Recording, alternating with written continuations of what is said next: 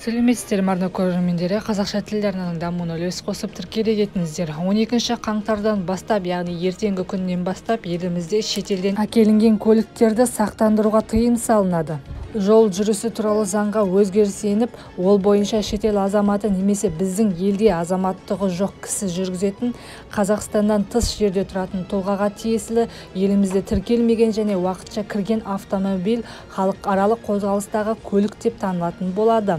Мұндай машина бір жылға дейін біздің елде еркін жүре алады. Одан кейін 30 күнге елден шығарылып қайта кіргізуге болады. Сөйтіп 2023 жылдың 12 қаңтарынан бастап сақтандыру полисін алу үшін машина Қазақстанда есепте тұруға немесе шетелдіктің не азаматтығы жоқ тұлғаның меншігінде болуға тиіс. Қазақстан азаматтары бөтен елде тіркелген машинаны сақтандыра алмайды. Яғни Қазақстанның өзге азаматына сақтандыру арқылы сата да алмайды.